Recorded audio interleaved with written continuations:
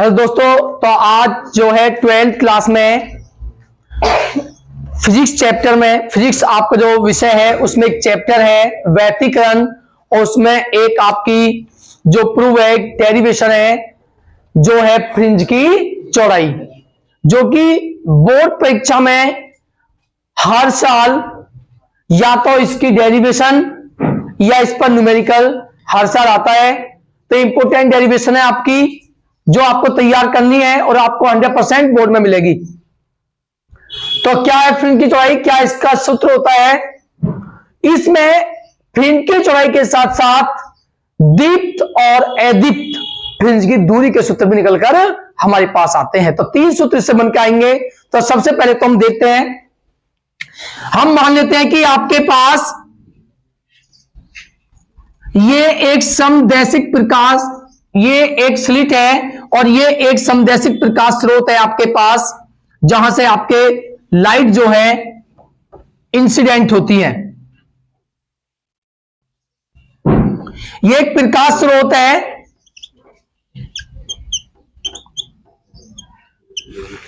और इस प्रकाश स्रोत है जो लाइट आपकी निकालता है, जिससे प्रकाश कण निकलती है।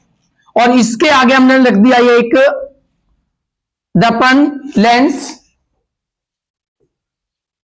तो यहां से क्या होगी, जब प्रकाश कण से पड़ेंगी तो ये जाके इस पर इंसिडेंट होती हैं, इस पर जाकर आपतित होती हैं। तो जब इस पर आपतित होंगी तो आपतित होने के बाद में ये एक आपका स्लिट है, एक छिद्र है, रेखा छिद्र बोल देते हैं, स्लिट बोल देते हैं। तो इसे कह देते हैं रेखा छिद्र आपका एस। तो ये रेखा छिद्र आपका एस, और इससे कुछ दूरी पर 2 रेखा छिद्र हैं आपके S1 और S2। ये S1 और S2 2 रेखा छिद्र हैं आपके। ये S1 है और ये आपका है S2। ये रेखा छिद्र हैं S1 और S2। जब प्रकाश और इन रेखा छिद्रों से, इन स्लिटों से कुछ डिस्टेंस पर, कुछ दूरी पर, जिसे हम क्या लेते हैं कैपिटल डी, एक पर्दा रखा हुआ है, एक स्क्रीन रखी हुई है। ये एक स्क्रीन है आपके पास, XY स्क्रीन ले सकते हैं हम इसे। और जो रेखा छिद्र हैं आपके पास, इनके जो बीच की दूरी होती है उसे हम स्मॉल डी लेते हैं, छोटा डी लेते हैं। तो ये कितनी आपकी स्मॉल डी। और इन रेखा छिद्रों से ये कुछ दूरी पर एक पर्दा है, एक स्क्रीन है आपके पास।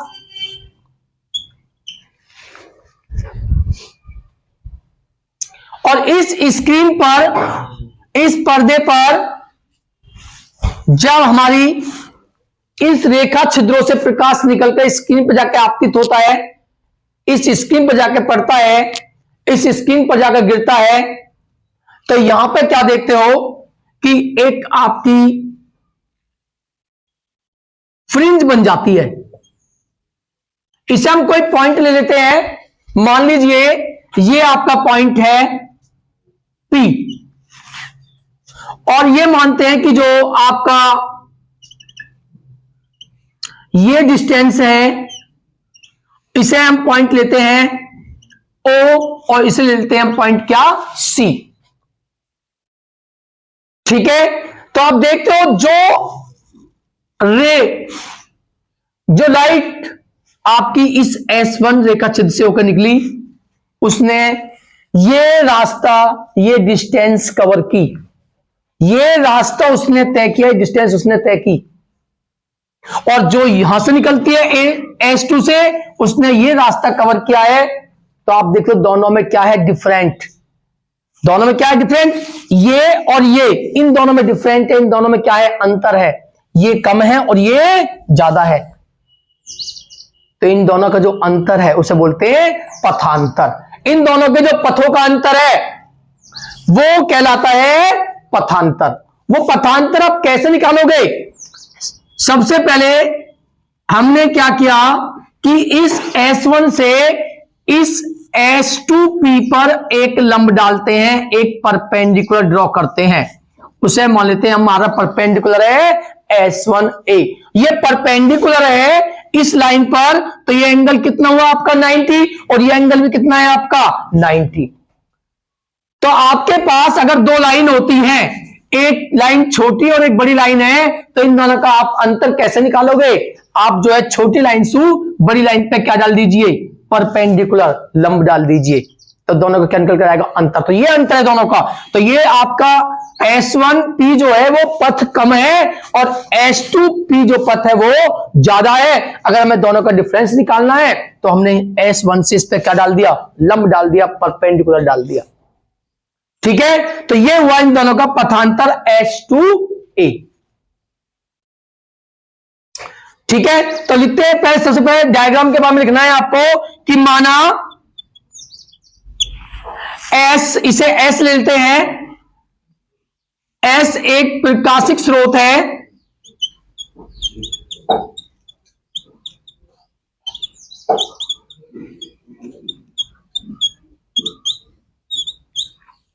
तथा इससे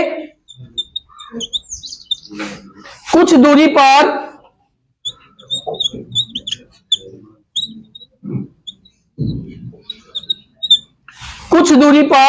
दो रेखा छिद्र, जिसे हम स्लिट बोलते हैं, दो रेखा छिद्र S1 व S2 हैं, जिनके बीच की दूरी क्या है आपकी? Small d। जिनके बीच की दूरी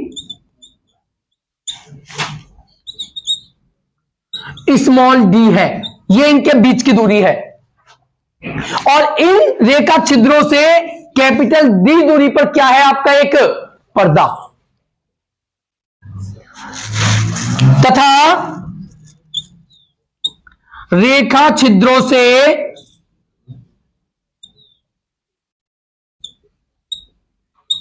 D दूरी पर एक पर्दा रखा हुआ है,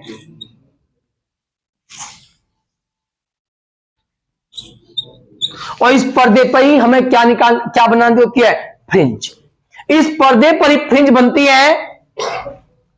तो सबसे पहले हम मान लेते हैं जो PC है, ये डिस्टेंस है आपके पास XM, लिख देते हैं इस डिस्टेंस को, X या XM। ठीक है, X या XM। और मैं बता दिया ये दूरी आपके पास कैपिटल D है, और ये दूरी क्या है आपके पास? Small d। अगर हम इसके पथांतर निकालते हैं तो वो पथांतर कितना निकल के आता है? पथांतर है आपका S2A। तो S2A कैसे निकालोगे आप? बताइए। अगर आप जानते हो आपने परपेंडिकुलर डाला है, ये डिस्टेंस इस डिस्टेंस के इक्वल होगी, तो इन दोनों का पथांतर कैसे लोगे? S2P में से आपको माइनस करना होगा PS1, यानी कि S2P माइनस करोगे S1P। ये है दोनों का पथांतर, पथों के अंतर। ठीक है, अब आप देखते हो कि हमारे पास दो ट्रिंगल हैं, राइट एंगल ट्रिंगल, समकोण त्रिभुज, दो समकोण त्रिभुज, दो राइट एंगल ट्रिंगल है। एक तो ये, क्योंकि आपने लंब डाला है, और एक ये दो समकोण त्रिभुज आपके पास है। तो मान लेते हैं तब समरूप त्रिभुज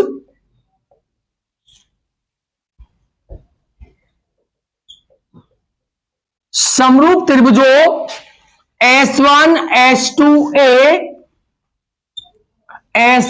S2A व PCO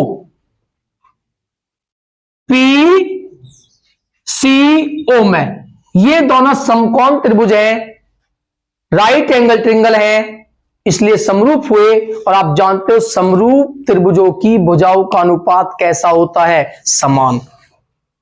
जो समरूप त्रिभुज होते हैं उनकी भुजाओं का अनुपात समान होता है। जो सिमिलर ट्रिंगल होते हैं उनके साइड्स क्या होती है? प्रोपोर्शनल। ठीक है, साइड क्या होते हैं? प्रोपोर्शनल। उनकी भुजाओं में समान अनुपात होता है। तो देखिए पहले इस ट्रायंगल को देखिए, इस ट्रायंगल में 90 डिग्री है और 90 डिग्री के जो अपोजिट साइड है, विपरीत साइड क्या है, S1 S2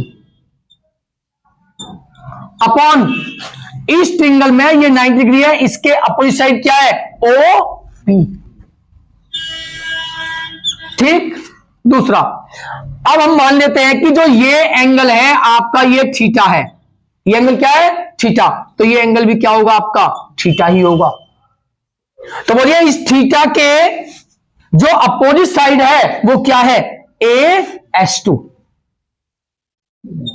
और इसमें इस थीटा के अपोजिट साइड क्या है, PC। दोबारा समझिए इस बात को, 90 इस ट्रायंगल में और इस ट्रायंगल में हमें साइड्स जो है समान अनुपात में होंगी, क्योंकि ये सिमिलर ट्रायंगल है, समरूप त्रिभुज है। तो इसमें हमने लिया 90 के अपोजिट साइड होगी S1 S2, तो इसके भी हमें 90 के अपोजिट साइड लेनी होगी, क्या होगी, PO। ऐसे ही इस थीटा के अपोजिट एंगल साइड क्या है, AS2, तो इसके भी अपोजिट साइड क्या हुई, PC। ठीक है। उसके बाद अब वैल्यू आप रखोगे, सबसे पहले तो यहां पर ध्यान देना है कि जो OP है, कोई क्या, OP, ये डिस्टेंस आपके पास नहीं है। हम ये लेट करते हैं, ये इमेजिंग करते हैं कि जो है किसी समय किसी टाइम पर जो OP है वो कहां पर है, OC पर। तो ये लेट कर लेते हैं हम कि जो OP है वो किस पर बनती है, पहले CO पर। ये हमने मान लिया कि किसी समय जो OP है वो कहां पर है, P पॉइंट कहां पर है, C पे बनती है, आपकी जो फ्रिंज बनती है। तो हम जो है OP के प्लेस पर, OP के स्थान पर क्या लिख सकते हैं, OC। OP के स्थान पर OC हम लिख सकते हैं। तो यहां पे आप देखोगे कि S1 S2 अपॉन OP के प्लेस पर OC स्टार मैंने इसलिए लगाया है कि काल्पनिक रूप में लिया हमने, बनी तो कहां पर है, P पर, हम ले क्या रहे हैं इसको, C equal to AS2 upon PC। बोलिए S1 S2 क्या है, बोलिए S1 S2 क्या है, स्मॉल d। बोलिए OC स्टार किसके इक्वल है, कैपिटल D। बोलिए AS2 क्या है, पथांतर, क्या है, पथांतर। AS2 आपका क्या है, पथांतर, और अपॉन PC की वैल्यू कितनी है, x। तो बोलिए यहां से पथांतर किसके इक्वल आया, AS2 इक्वल आया आपका XD अपॉन कैपिटल D। ये आपका निकल के आया है पथांतर। अभी हमने केवल क्या निकाला है, पथांतर निकाला है। अब हमारे पास दो होती हैं, एक दीप्त फ्रिंज होती है और एक अदीप्त फ्रिंज। तो हमारी सबसे पहली बात आती है दीप्त फ्रिंज की दूरी और अदीप्त फ्रिंज की दूरी। तो देखिए सबसे पहले हम निकालते हैं नंबर 1, दीप्त फ्रिंज की दूरी। दीप्त फ्रिंज की दूरी कैसे निकालते हैं, तो दीप्त फ्रिंज की दूरी क्या होती है, यह ध्यान रखना है कि जो दीप्त फ्रिंज होती है उस दीप्त फ्रिंज के लिए जो AS2 होता है, क्या, AS2 पथांतर। कोई बताएगा किसके इक्वल होता है, बोलिए कोई बच्चा, M लैम्बडा। जोर से बोल, जब मैं पूछूं कोई भी एक बालक, तो AS2 कोई दिक्कत नहीं है, तो AS2 पथांतर है और दीप्त फ्रिंज के लिए पथांतर इक्वल होता है किसके, M लैम्बडा। ये ध्यान रखना है। तो बोलिए AS2 किसके इक्वल है, XD अपॉन कैपिटल D। तो क्या आया इसके प्लेस पर, XD upon capital D equal क्या है, M लैम्बडा। ठीक है। तो यहां से बताइए हम निकाल सकते हैं फ्रिंज की दूरी, दीप्त फ्रिंज की दूरी x। तो बोलिए क्या होगा, x equal to M cross multiply में जाएगा D और लैम्बडा अपॉन में क्या आएगा, स्मॉल d। ये आपका सबसे पहला फॉर्मूला है, सबसे पहला सूत्र है इसमें। दीप्त फ्रिंज की दूरी का सूत्र होता है x equal to M capital D lambda upon small D. अब आता है दूसरा, आता है अदीप्त फ्रिंज के लिए। अदीप्त फ्रिंज की चौड़ाई दूसरे नंबर पर हमें निकालनी है अदीप्त फ्रिंज की चौड़ाई। तो उसके लिए जो पथांतर होता है AS2 किसके इक्वल होता है? किसके होता है? M-1/2 into lambda. M-1/2 into lambda. यही याद रखना है आपको कि दीप्त फ्रिंज के लिए तो पथांतर होता है m लैम्बडा और अदीप्त के लिए होता है M-1/2 इंटू लैम्बडा। अदीप्त के लिए होता है, तो यहां से निकालिए। अब बोलिए AS2 किसके इक्वल है?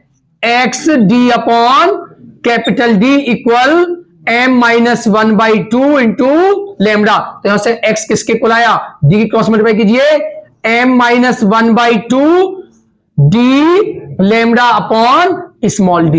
ये आपका दूसरा फॉर्मूला है अदीप्त फ्रिंज की दूरी। तो दूरी, चौड़ाई अभी नहीं निकली है, अभी केवल आपने निकाली है दीप्त और अदीप्त फ्रिंज की दूरी के सूत्र। दोनों में अंतर है, इसमें आता है m और इसमें आता है M-1/2। अदीप्त फ्रिंज की दूरी। अब हमें निकालनी है फ्रिंज की चौड़ाई। और यह बात बताना चाहता हूं मैं आपको कि फ्रिंज की चौड़ाई चाहे दीप्त हो या अदीप्त, दोनों के लिए समान होती है, जबकि दूरी कैसी होती है? अलग अलग। तो सबसे पहले हमने निकाली दीप्त और अदीप्त फ्रिंज की दूरी। अब निकालते हैं फ्रिंज की चौड़ाई। तो फ्रिंज की चौड़ाई का फॉर्मूला क्या होता है, क्या सूत्र होता है? तो अब निकालते हैं फ्रिंज की चौड़ाई। तो जो फ्रिंज की चौड़ाई होती है, इसका क्या डेफिनेशन होती है, क्या परिभाषा होती है? सबसे पहले तो वो देखो, तो फ्रिंज की चौड़ाई क्या होती है? दो किरमागत जो क्रम के अनुसार होती है, एक के बाद एक। अगर पहली दो तो दो के किरमागत क्या होती है? 3। अगर पहला 10 तो 10 के किरमागत क्या होगा? 11। तो दो किरमागत दीप्त या अदीप्त फ्रिंजों के बीच की दूरी। तो डेफिनेशन बनती है दो किरमागत दीप्त या अदीप्त फ्रिंजों के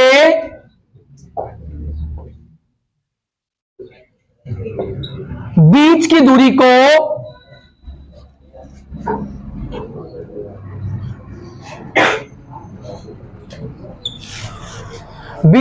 को फ्रिंज की चौड़ाई कहते हैं।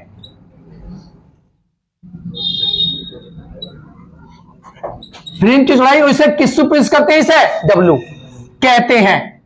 यह है फ्रिंज की चौड़ाई की परिभाषा।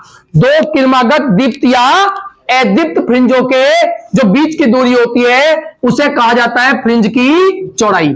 यह इसकी डेफिनेशन है, ठीक है। उसके बाद अब दीप्त के लिए हम अलग निकालेंगे फ्रिंज की चौड़ाई और अदीप्त के लिए अलग निकालेंगे, बट दोनों के लिए कैसी आएगी? सेम। तो सबसे पहले निकालते हैं दीप्त फ्रिंज की चौड़ाई।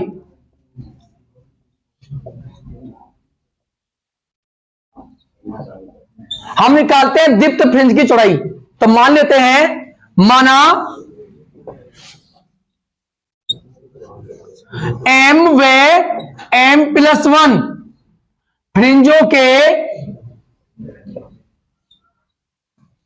बीच की दूरियां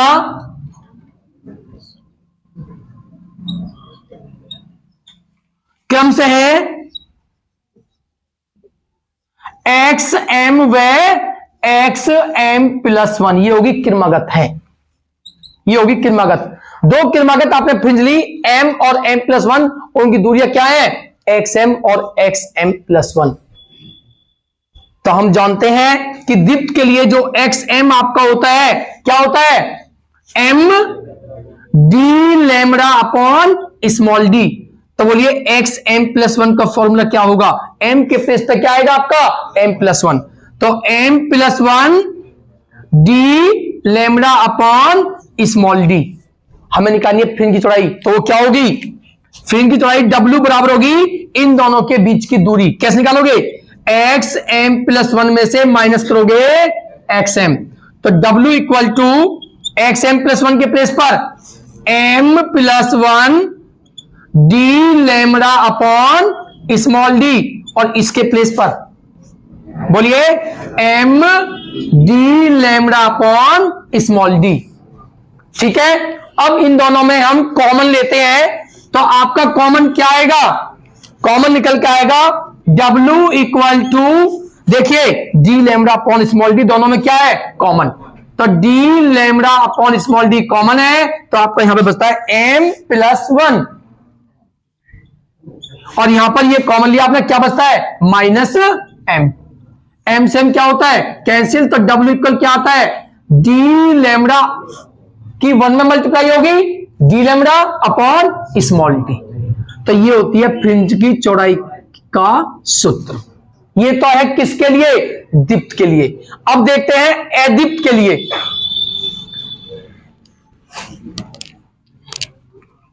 अदीप्त के लिए देखिए, अदीप्त फ्रिंज की चौड़ाई ये निकालते हैं। ठीक है, तो यही मानना है सेम आपको कि माना m व m प्लस, यहां पे मैं यहीं पे ले लेता हूं अदीप्त के लिए, ये अदीप्त के लिए निकाल रहे हैं डायरेक्ट, यहीं पे देखिए आप, तो मान लेते हैं m और m प्लस वन फ्रिंजों के बीच की दूरियां, यहां पर लिख देना अदीप्त फ्रिंजों की दूरियां क्रम से है xm और xm प्लस वन है। तो बताइए अदीप्त के लिए xm का फॉर्मूला क्या होता है m minus one by two, तो यहां पर क्या आएगा बोलिए m plus one minus one by two. ठीक है, X M plus one equal to, अब आपको निकालना है इन दोनों के बीच की दूरी, तो वैल्यू आपने रखी, तो जब वैल्यू रखोगे आप तो क्या कॉमन है दोनों में बोलिए, पहले आप वैल्यू रखोगे w इक्वल टू, बोलो एक्स एम प्लस वन की वैल्यू क्या है, यहां पर जब आइए सोल्व करोगे तो दो एकम, दो में से माइनस के एक जाएगा, प्लस का बचेगा वन बाई टू, तो क्या आएगा m plus one by to D lambda upon small D, और इसकी वैल्यू क्या है m minus one by to D lambda upon small D. Common देखिए क्या कॉमन दोनों में, D lambda upon small D क्या है कॉमन, तो D lambda upon small D आपका कॉमन है, तो ये कॉमन लेने के बाद में आपका यहां पे बचता है m plus one by to, m plus one by to, और ये कॉमन यहां पर आएगा माइनस प्लस माइनस m और minus minus plus one by two, तो m से m क्या हुआ आपका कैंसिल, तो w equal to D lambda upon D, और बोलिए हाफ प्लस हाफ क्या होता है वन, तो W इक्वल निकल के आया D lambda upon small D.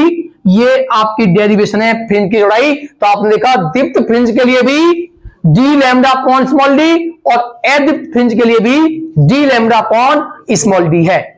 तो ये है फ्रिंज की चौड़ाई, जो बहुत इंपॉर्टेंट टॉपिक है। अब मैं इस पर आपको दो न्यूमेरिकल दिखाता हूं करके, आपको ज्यादा ज्यादा कर पे करने हैं, तो देखते हैं न्यूमेरिकल।